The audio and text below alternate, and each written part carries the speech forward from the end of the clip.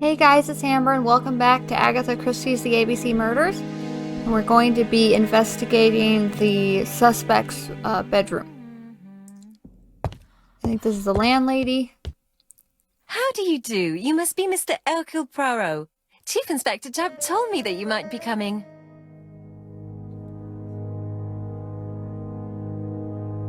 Tell her that she is of great help. Madame, you may be of valuable help to me. It would be my pleasure to help you. Will there be some journalists there as well? I think you might even be interviewed. You are key witness. I've suspected him for some time, but he appeared so harmless. Oh yes, sometimes he got angry and waved his arms about. But even then, he wasn't frightening. And he was as gentle as a lamb again immediately afterwards. It was only this morning that I understood. He told me he was going to Cheltenham, but my daughter saw him at Euston Station. It's not the right station. To get to Cheltenham, you have to take the train from Paddington. And what's more, Mr. Cuss left behind an ABC with Doncaster underlined.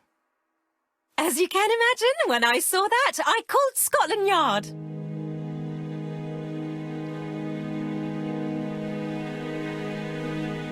Ask her, well, she would know it from the news. Congratulate her for her observation. Well done. You were right. He did go to Doncaster. So I was right to warn the police. Tell me, did you have any other reason to suspect Mr. Cust? Well, he's odd. Sometimes he coughs really loudly and complains that his throat is burning, and sometimes he talks to himself and stares into space. He told me that it was because of a wound he got in the wall. His head hasn't been quite right since, he said. And then he was in Churston when that millionaire got murdered. I found his train ticket when I washed his coat. He didn't want me to wash his shirt. He washed it himself. But I did see big brown stains on it.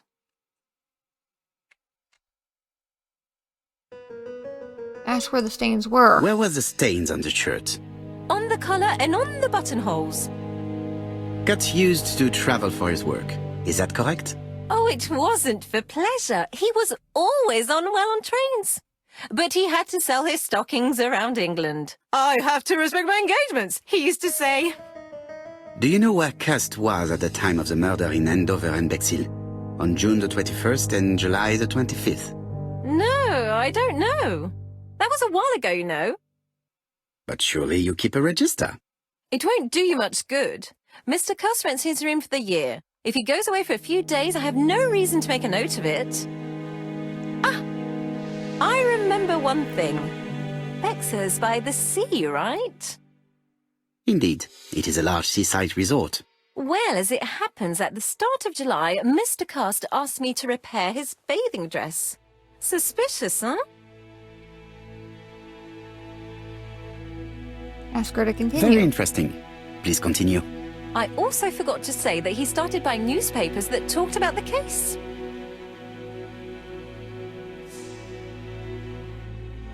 Ask when he started buying newspapers. When did he start buying the newspapers? Let's see. I think it was just after the millionaire's murder in Churston. He didn't seem all that interested before that. That will be all for now. I'm going to take a look at his room. Take the key on the counter.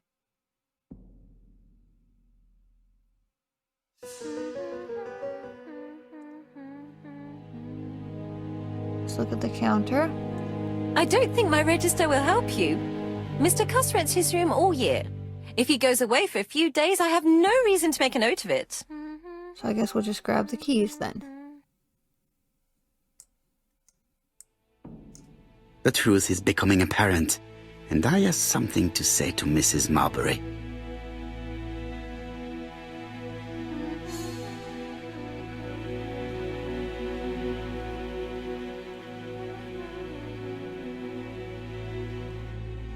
I have something to say to Mrs. Marbury.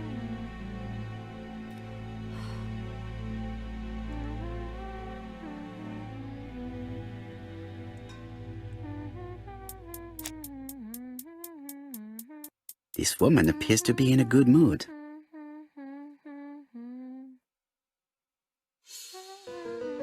Welcoming smile. Smooth movement. Relaxed posture. Well, maybe Mrs. she's Marbury is in a relaxed. good mood. She's working very precisely in producing incredibly thin peel. Maybe she's happy because she helped catch a murderer.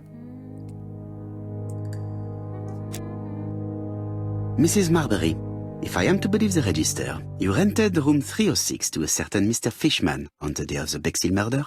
Room 306 is Cust's room. Can you explain yourself? Yes, I remember. Just for one night as a favour.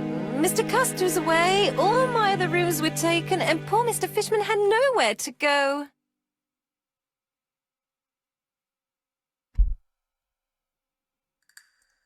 It You doesn't understand? matter, provided that you remembered to change the sheets. Oh, do you think so?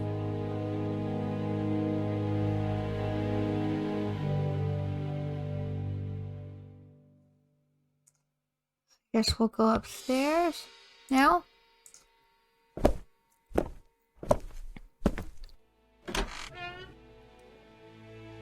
So this is his room. There's a little shelf here. What's this? Something for his cough, maybe? Laudanum. Laudanum Cameron's Chemists. Laudanum, a medicine for coughs. It is what Dr. Clark prescribed for Mrs. Asher. This subject will probably be useful to me. So he had a cough, of course. And then what's this? Sedative. Diethyl barbituric acid, Johnson Company. I know this medicine. It is a powerful sedative. This subject will probably be useful to me. Maybe he has to take it because of his war injury? So he can sleep, maybe? The suspect? Witness. She is Alexander Bonaparte Cuss' landlady. She sublets her rooms to other guests when her usual residents are away. She saw Alexander Bonaparte Cuss washing his blood-stained shirt. So search Cuss' room is our objective right now. Let's look at over here. How hopeful. This place is a real mess.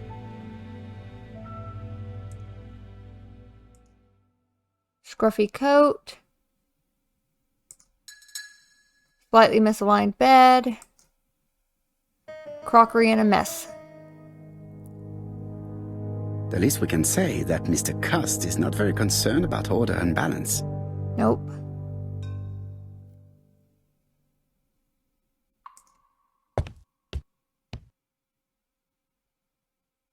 Let's see here. John Milligan, Managing Director, Silky Legs, Frederick Street, Leicester. To A.B. Cust, Marbury's Guest House, 1935, May the 21st. Dear Sir, further to our letters dated 5th and 10th of the month, we confirm we are you as door-to-door salesman, according to the conditions stated in our previous letters. We will send you the articles by mail and also a Redfield typewriter you will be using for every business letter. Regarding the schedule of your rounds, please do as following. June 21, Andover. Arrive by train the 20th in the evening and get a room at Station Hotel. Start your turn in the north part of the town. This letter establishes that Cust went to Andover, but the ink has hidden the destinations of his other trips. I know from Mrs. Marbury that he went to Churston. I just have to show that he went to Bexhill, and I will have proved that he was present at all the crime scenes.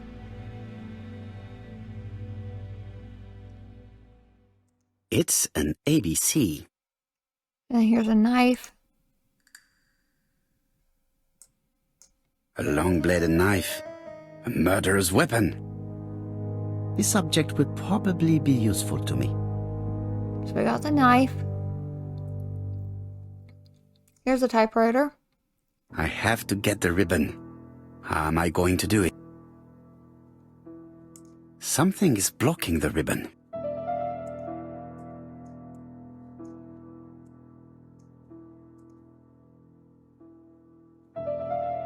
The ribbon is jammed. I have to start by freeing it.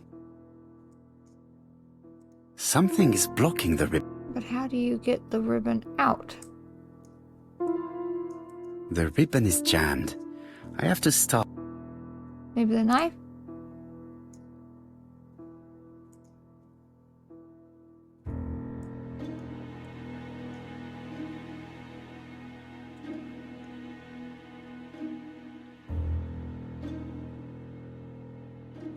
Let's see. The left-hand heel has been removed.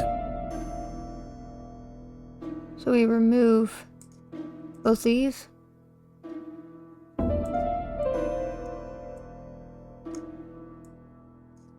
The right-hand heel has been removed.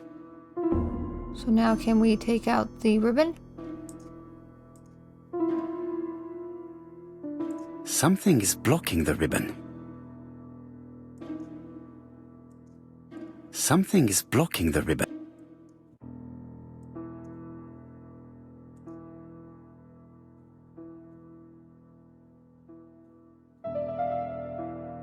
So there's nowhere else that I can click.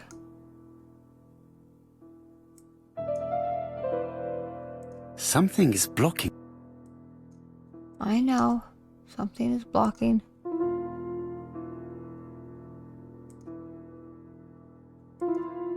Something is blocking the ribbon. Something is blocking the... I know.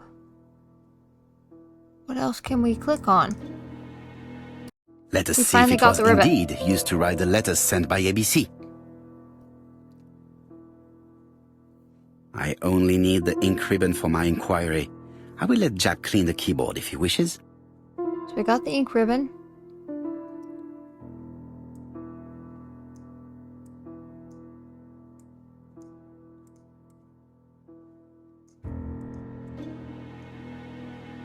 All the letters announcing the murders were written on Cust's typewriter. Yep. So we got that evidence. And then what's over Cust here? is parsimonious. He keeps his pencils and sharpens them until there is nothing left. It is clear that he did not grow up in luxury. I thought those were bullets. Did Cust drop it when he opened the window? Or was it Mrs. Marbury while she was cleaning? So we got all those clues. And what's this? Looks like he collected lots of ABC books. ABC guides.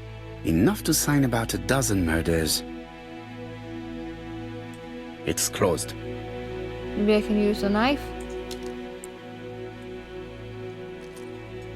This knife is very useful. Who knows? Maybe it never cut anything other than string. Stockings. So those were his stockings that he had to sell. Stockings. So that's all that area says. What about his bed? The least we can say that Mr. Cust is not very concerned about order and balance.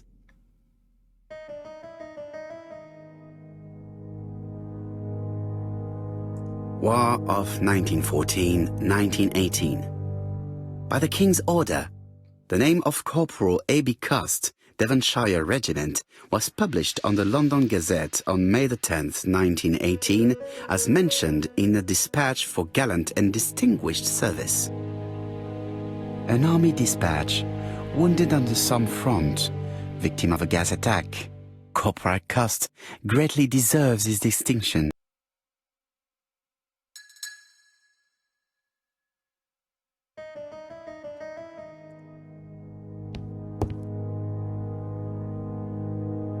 He likes to look in the mirror. Wonder if there's anything in the closet. Trousers, white shirts. Everything has been washed very well. Look like they're in travel bags in here. The Bexhill daily paper, dated from the day of the Bexhill murder. And then All the main articles referring to the ABC case are here, from the Churston murder onwards.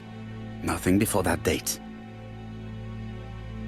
Most probably the basting dress repaired by Mrs. Marbury's expert hands. yep.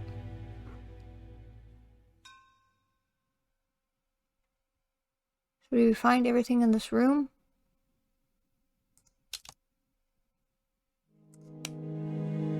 Where was Cuss at the time of the Bexhill murder? Okay. Cuss' room was rented to someone else on July 25th. Cuss drawer. Cuss was probably at Bexhill on the day of the murder. The register shows that Cust did not sleep at the guest house on the day of the murder. Where was he? Bexhill. The Bexhill paper reveals it. Cust bought this newspaper in Bexhill on July the 25th. So we can prove that he was in Bexhill. So now what do? We still have to search his room. There must be something I'm missing.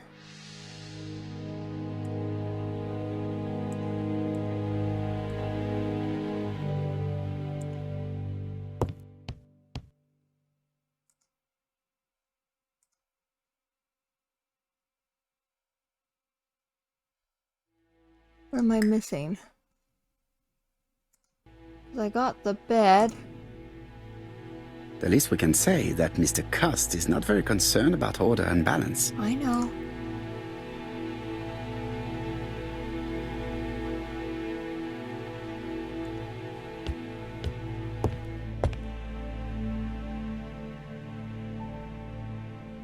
ABC guys, enough to sign about a dozen murders. So what do we do next?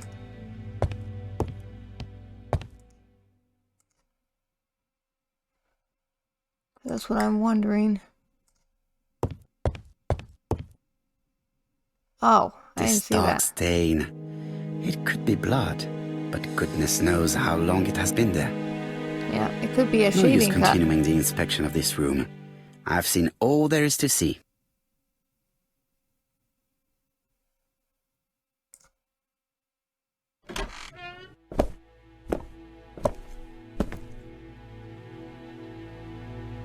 Goodbye, Mrs. Marbury. Thank you for your help. Bye. Ah, Chief Inspector. I was about to leave. Good evening, Chief Inspector. Welcome. Please excuse me, I must go to the kitchen. I'll leave the key of Mr. Cust on the counter. I'm sorry I'm late. I've spent ages with the Doncaster police. And you?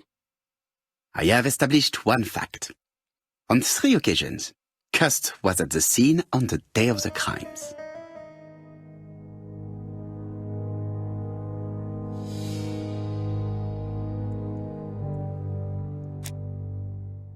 I've listened closely to what you have to say, Poirot. For me, there's no doubt Cust is guilty. Do you have any element that might prove the contrary?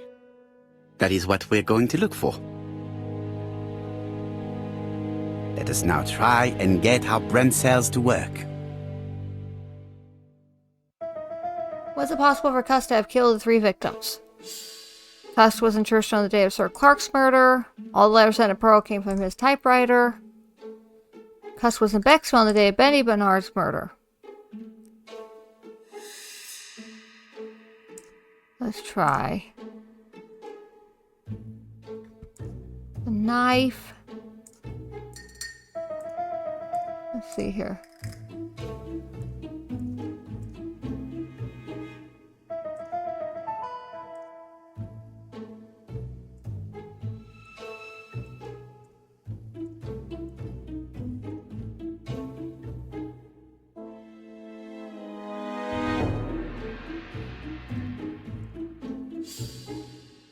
Cuss was in all the towns.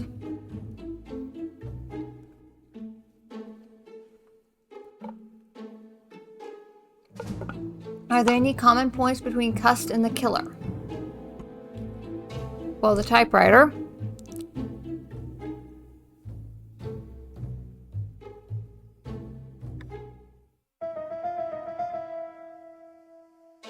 He has blood on him.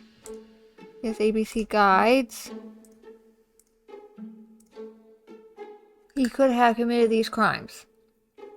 He has the ABC guides, he has the typewriter, and he has a knife. Is Cuss' behavior suspicious? He lied about his destination. He had blood on him. Guilty.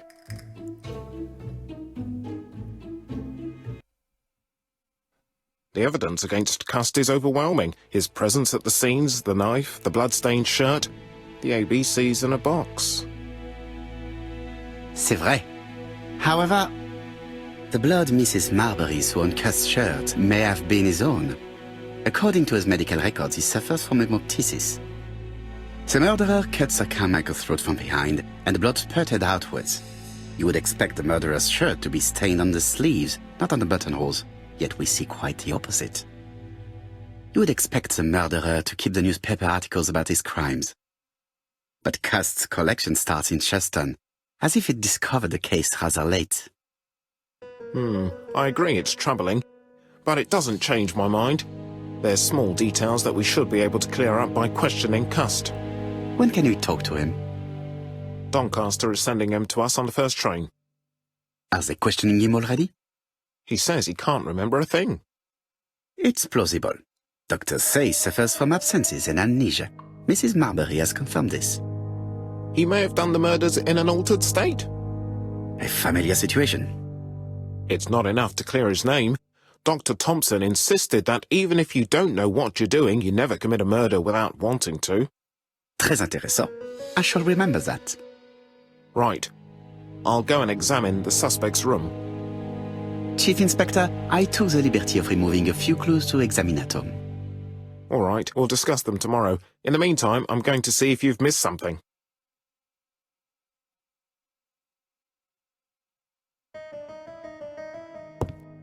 Now I guess we're gonna go home so we can look at the bottles we collected. Go to Scotland Yard. New objective. We'll get in the taxi. To Scotland Yard, please.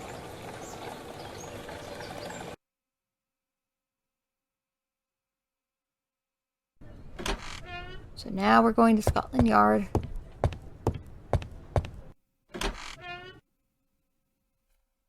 Question Cust. Let me check something real quick. Yes, we already finished all those. So I guess we'll go down and we'll question him. Let's observe him first. This man is not in good shape. Let's see here. Shaking hands. Lowered eyes.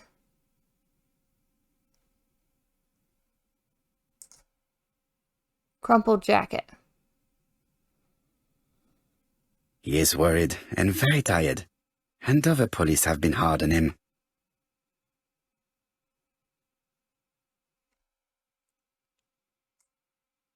Now we're going to question him. What do you want from me?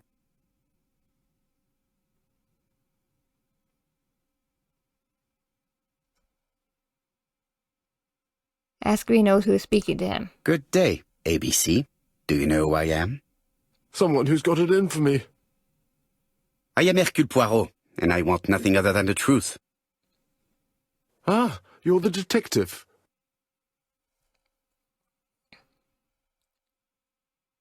Ask why he sent the letters. Why did you send me a letter before each crime? Why all these questions? When are you going to stop pestering me? So he's shutting down.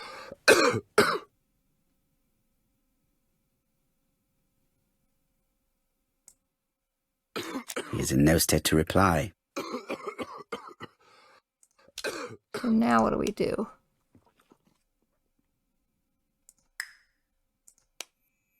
Question Cust. Oh, we can give him the... I know this medicine. It is a It's the second one. We can give this to him. Take this. It will help you. Thank you.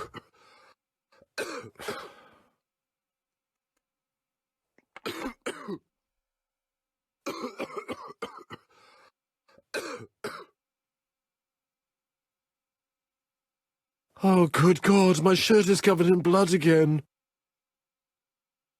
Bon. I now know where the bloodstains Mrs. Marbury saw came from. Are you well enough to speak? Yes, I feel much better.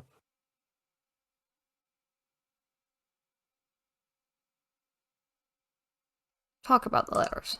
Yes, I am the person you have been sending the letters to. I didn't write these letters. I've already said so.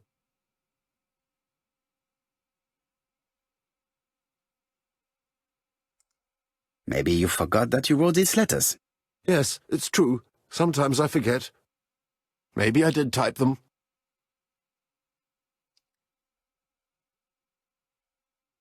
Ask if he is capable of killing. Are you capable of murder, Mr. Cust?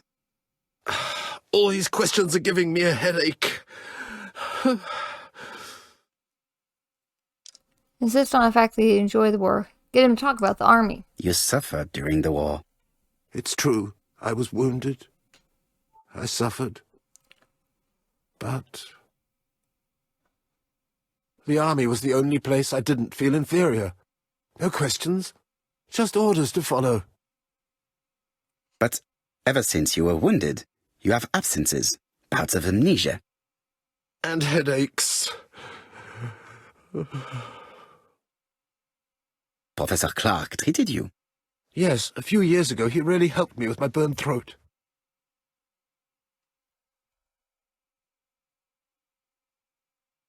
Get him to believe he is innocent. Accuse him of Dr. Clark's murder.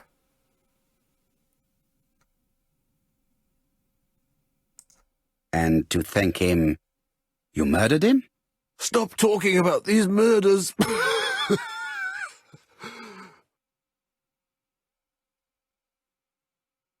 Ask if he acknowledges going to the Do you treatment. deny being at the scene of the crimes? So? There was no harm in being there. It was only for my work. You were seen at all the crime scenes. Yes, I was. I travel a lot. But not for pleasure. I am terribly unwell in trains. But I had to respect my engagements. My employer gave me very precise written instructions about the towns I had to visit.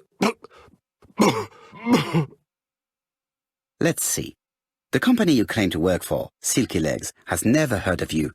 And as for these letters they sent you, they were written on your own typewriter. The company sent me the typewriter when I started working for them.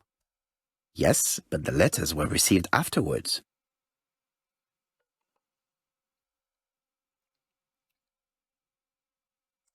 So it would appear that you typed them before sending them to yourself. I don't remember. Good God! I don't know what's happening to me. My head hurts terribly.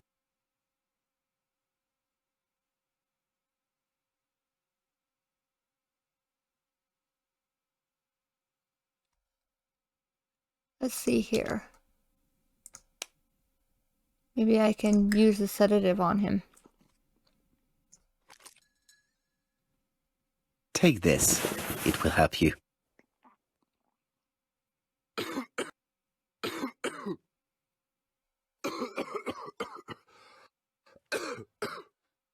Oh, I think I'll be fine.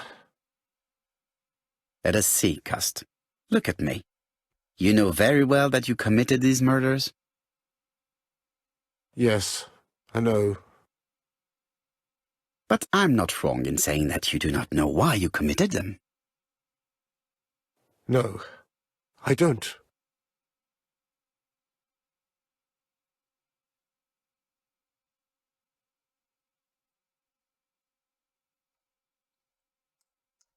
Let us leave Cust alone. He's at the end of his tether. Maybe the gas did something to what his head. conclusions have you drawn? Plenty. It might help us He to might have a clot in understand the him brain. a little better. Let us now try and get our brain cells to work. Back in those days, a lot of times people would get head trauma in the wars and stuff, but they didn't know how to check that stuff, and it would push on certain parts of your brains and make you do things that you normally wouldn't do. What do we know about Cust's health? He suffers from hematitis. He brings up blood when he coughs. He has problems with his throat. He suffers from abscences. Cuss is mentally and physically weak, not really the profile of our killer. Are there any clues that do not support Cuss' guilt in the Thurston murder?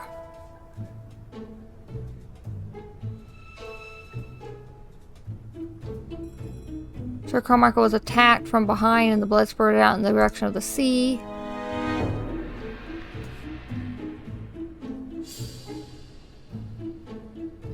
Mrs. Marbury saw Cuss' shirt with stains on the buttonholes. You would expect the murder shirt to be stained on the sleeves, not on the buttonholes, yet we see quite the opposite. Are there any clues that do not support Cuss' guilt? He says he did not write the clues. He did not appear to recognize Poirot. No.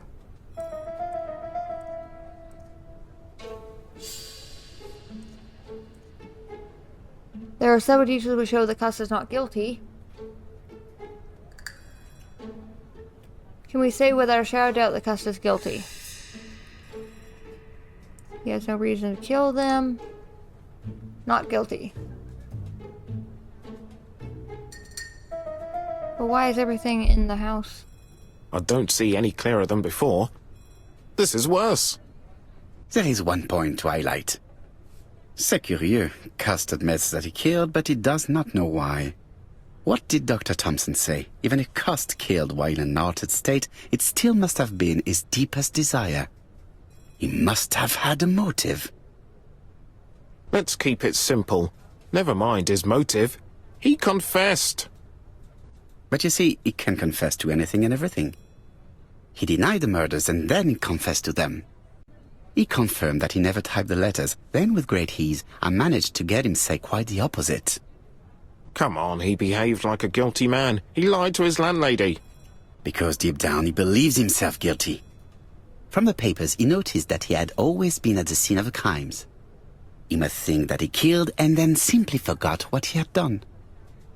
How can you be so sure? Let us look at his psychological profile.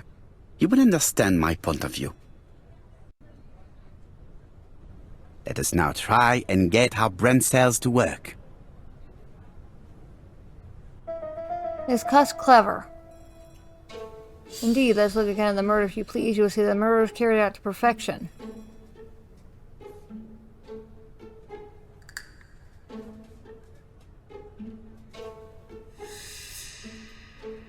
Is Cuss clever? No.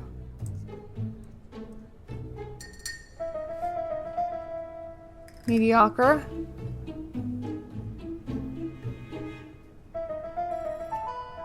Is Cuss sure of himself, self-confident, kill when the street was packed with people is rather bold.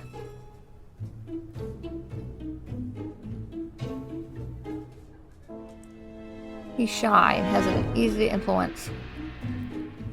Where the real killer is self-confident. The man seduced Betty before taking her to the beach where he strangled her.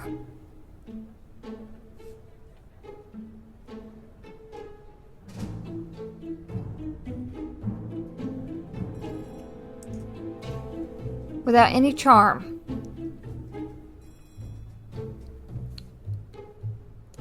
Does Cuss like trains? They passed their time to him. Maybe the murderer likes trains. Well, he does not like trains. He's always unwell on trains. He does not like trains. Is Cuss impulsive? The killer is methodical and prepares his crime meticulously and never gets to leave his intriguing signature behind.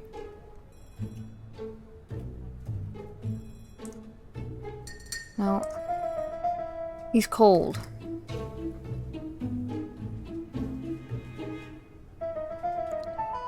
Is Cuss generous? Without the ABC in mind, he has suspected Mr. Asher and Mr. Fraser, but by citing his crimes, the murderer is making sure that he is accused. In a way, is very generous of him. Well, Cuss is parsimonious. He's miserly.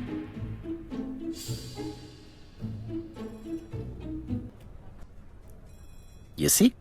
Cuss' character is quite the opposite of the murderer's. But if he's a madman, can we really talk about his character? You know very well that our murderer does not behave like a psychopath. Apart from the signature, there is no ritual repetition in the choice of victims. Very well, you're right as always. So we have no confession, no culprit, no suspects, nothing. And all that after 2 months of inquiry? What should I do? Have faith. Just give me 24 hours.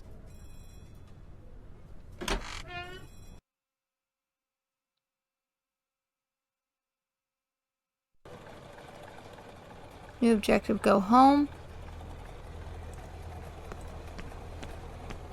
So we're gonna To go White home. Haven, please.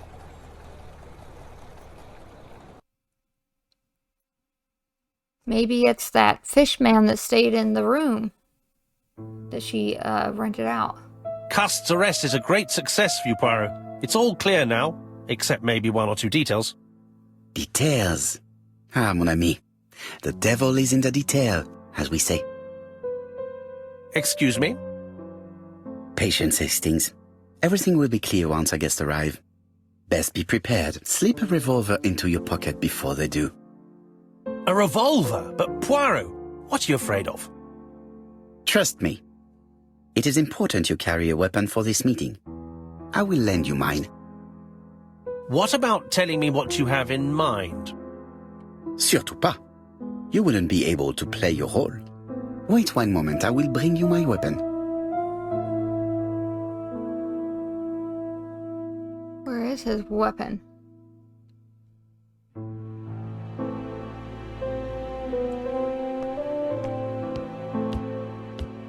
Where do you keep it? Over here? Oh, I think it might be over here.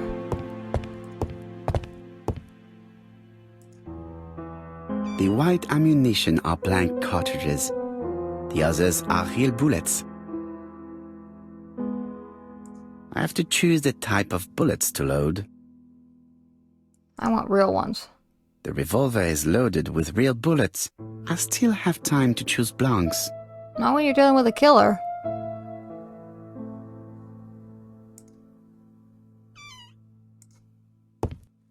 I always deal with the real deal. You don't want to take any chances with a bad person. It can be your last. What about telling me what you have in mind? Surtout pas. You wouldn't be able to play your role. Wait one moment, I will bring you my weapon. Let me get the gun. There, I gave it to him. Voila, I entrust you with my weapon. It has hardly been used, it is almost new.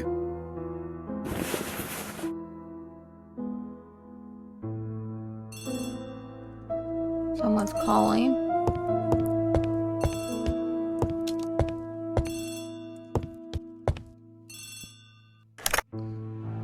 Chief Inspector, is that you? Yes. Sorry, but we haven't found anything. Have you checked the typewriter? And the packaging, the letter, and the ribbon reel. We've only found prints left by Cust and his landlady. Well, never mind, I shall make do.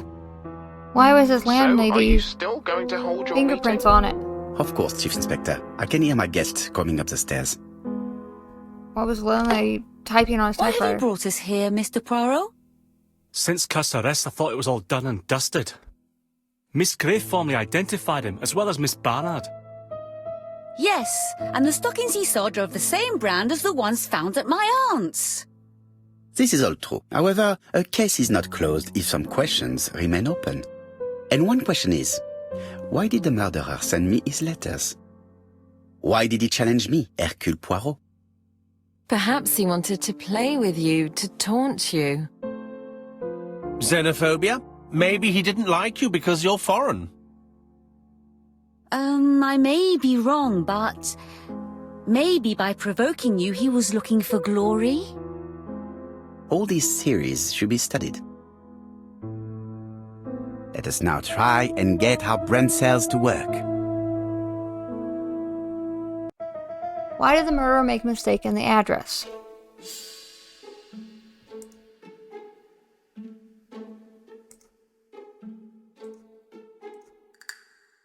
There in the address caused the letter to be delivered late.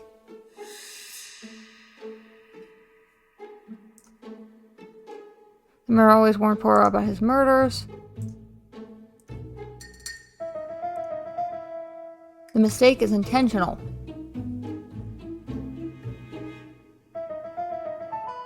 Why did the killer send his letters to Hercule Poirot? He wrote to Poirot because his address is not very well known.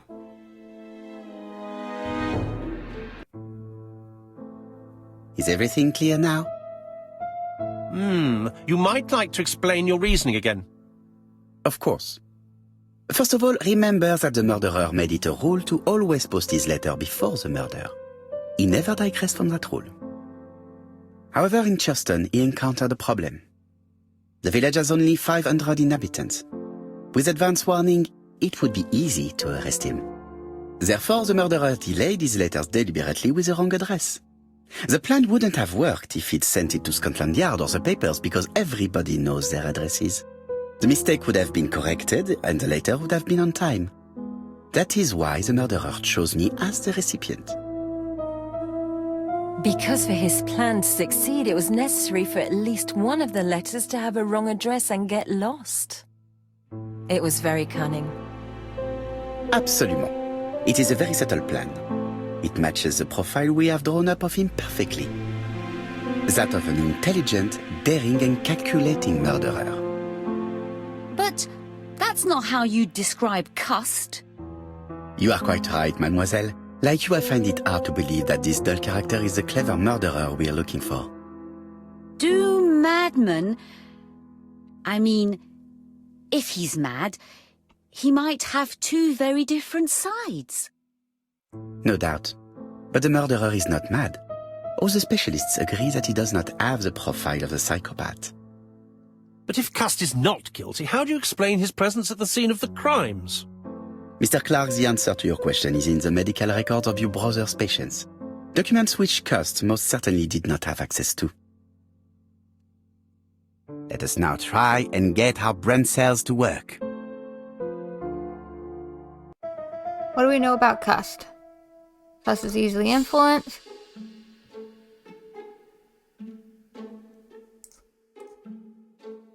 He was a door-to-door salesman? No. He was wounded during the war. Cust is mentally fragile and easy to manipulate. How do you explain Cust's presence at the crime scene?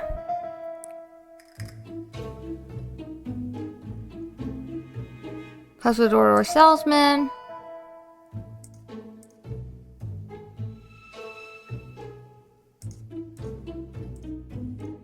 Let's see here.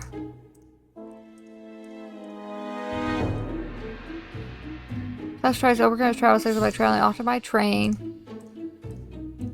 Trying to figure it.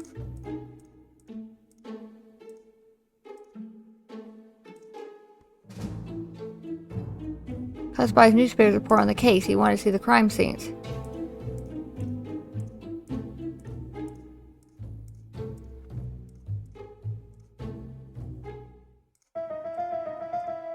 I'm not sure which one it is.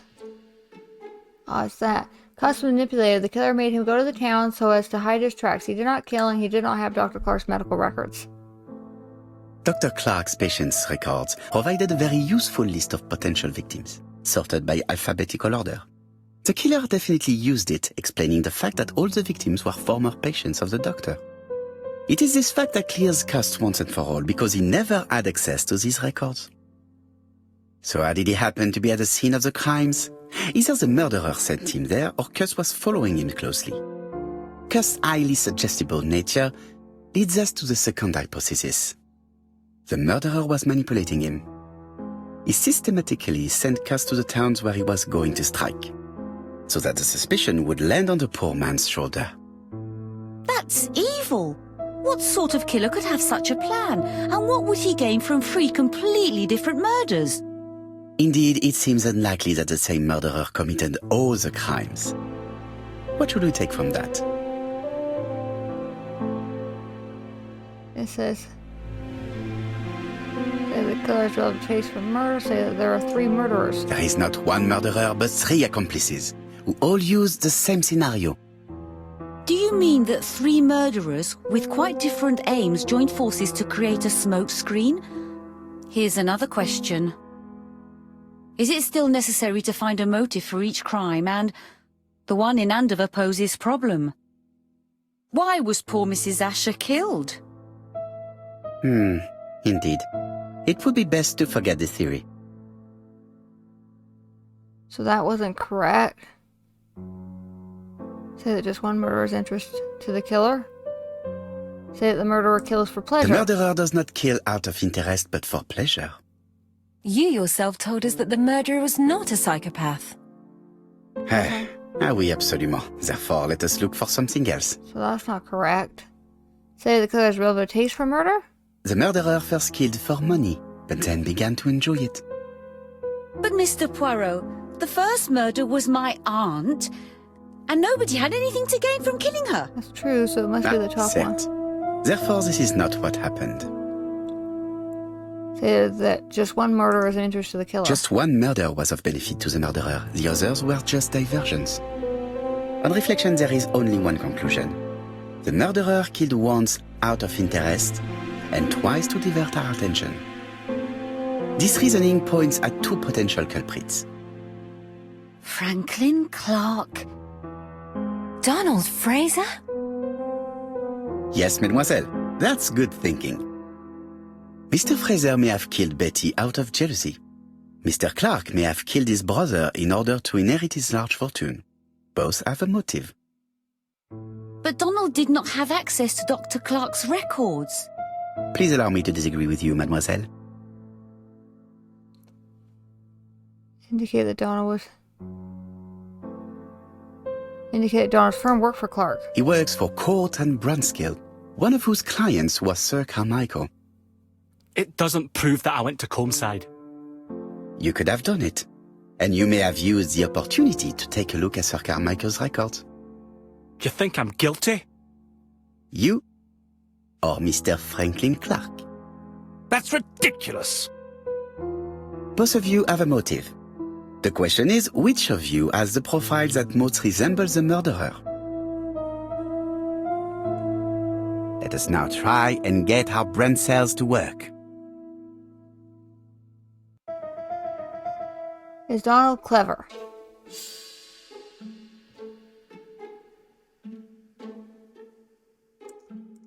Let's see here. He's a bright man with a promising career ahead of him. So he's clever. Is Donald sure of himself?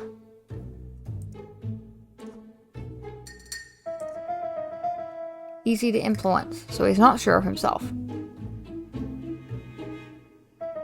Is Donald a seducer?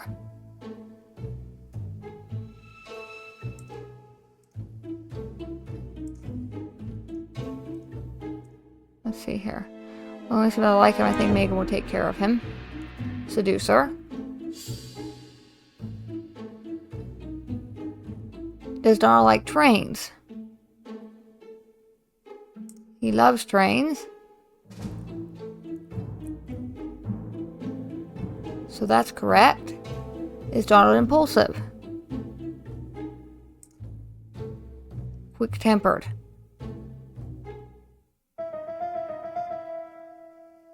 Is Donald generous? Yes?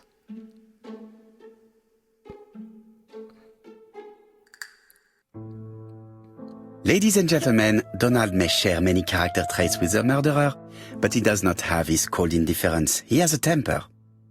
It is hard to imagine him planning anything. Also, jealousy is his motive, and crimes of passion are rarely planned. Right, I suppose it's my turn to be subjected to the same scrutiny. Absolument, Mr. Clark.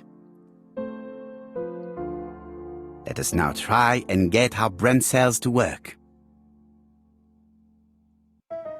Is Franklin clever? He was a good student, but lacked discipline. So he was clever. Is he self-confident? Self-confident.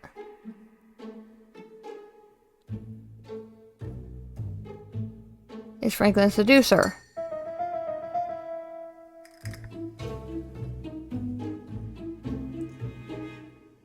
He's a seducer. I mean, he did kiss her. He likes trains. He has the Railway Children book. Is he cold? He's cold.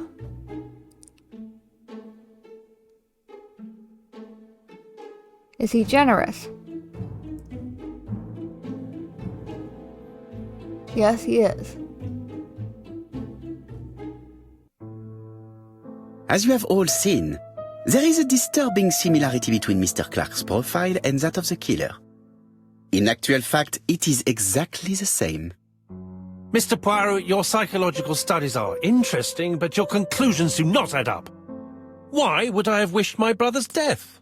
The inheritance is lawfully mine. I just have to wait. No, you had to act quickly.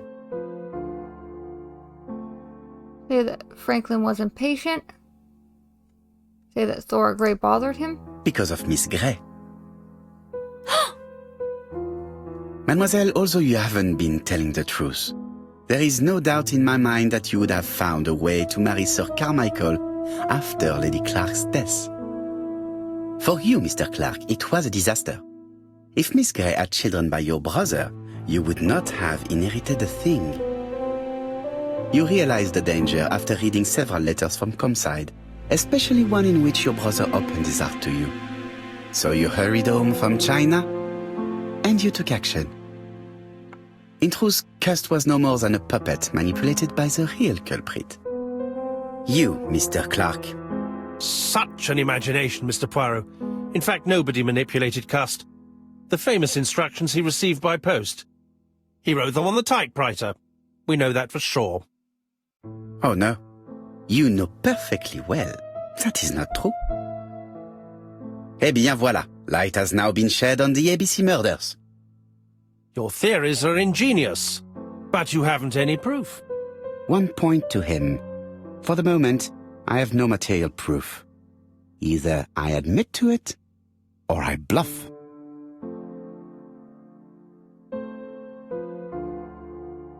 Why about the fingerprints found on Cust's typewriter? One thing proves it. The prints you left on Cust's typewriter. Enough. Oh, of course you wiped the typewriter before sending it. But not carefully enough. Scotland Yard has found your print along with those of Cust.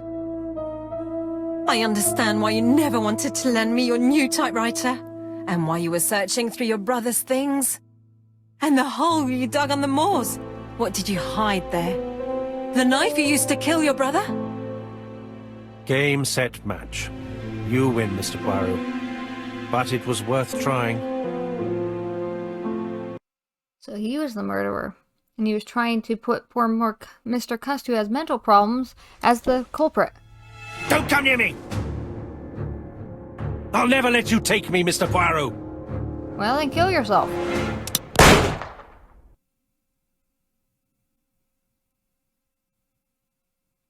I could care less whether he goes to prison or he kills himself. He can't hurt anybody anymore. Took the law into his own hands. He had no right. He should have paid for his crimes. I should have expected what he did. Come on, Poirot. Everybody makes mistakes. Exactly. I think a death is paying Hastings, for his crime. if one day I sound pretentious, please whisper these 3 letters in my ear. ABC. They shall remind me that we all have our limits, even me.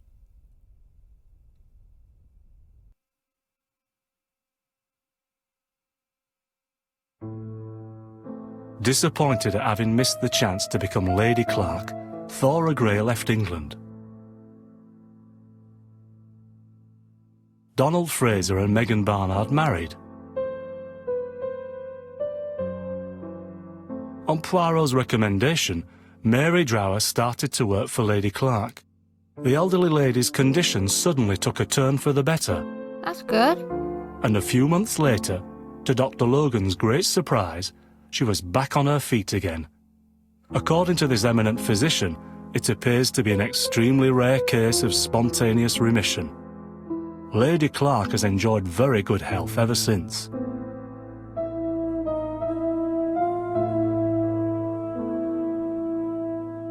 Journal of an Innocent, the incredible story of ABC. As for A.B. Cust, after being advised by Poirot, he made a great deal of money by selling his story to the press. And as for me, and with business booming, the Black Swan has become the #1 tourist attraction in the whole of Yorkshire, even more popular than York Minster.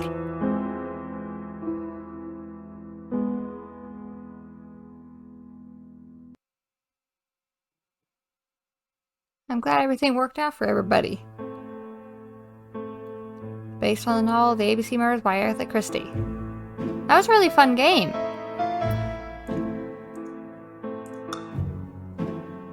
I really liked the characters. The voice acting was really good. The stories were really good. It was fun to try to track down and find out who the killer was. I thought it was cool how everything was pointing to Mr. Cust, but in reality it was the brother. And he was really arrogant, so I'm not too surprised that he was the killer. Because, you know, whenever they try to push for someone to be the killer, it's usually someone that you least expect. So I was wondering if it really was Mr. Cuss who was the killer and not someone else, because, you know, usually that's what happens. But I don't feel bad that the brother killed himself, Mr. Clark, because in prison, even though he's rotting away in prison, he's really, to me, not paying for his crimes because he's alive and the victims he killed are not. They can't enjoy birthdays anymore or parties or anything, and he can still enjoy looking at sunshine or eating dinner, even if it's just in a prison cell. So to me, real justice is death. I mean, back in the day, they used to do hangings, and that was justice. So for me, him shooting himself was justice because he could no longer live, and he didn't get what he wanted. He wanted money, and if he went to prison, he may escape one day. Or he may become friends with other bad people and have them try to help him escape later on. So I think it was good that he's dead, and you don't have to worry about him no more, because once they're dead, you don't have to deal with them. So I think this game is really, really fun, and I really enjoyed it. The art style was really cool, and so I had a lot of fun. So I'll be playing another game tomorrow, and I hope you guys have a great day. Please like, subscribe, and comment. I'll see you guys next time.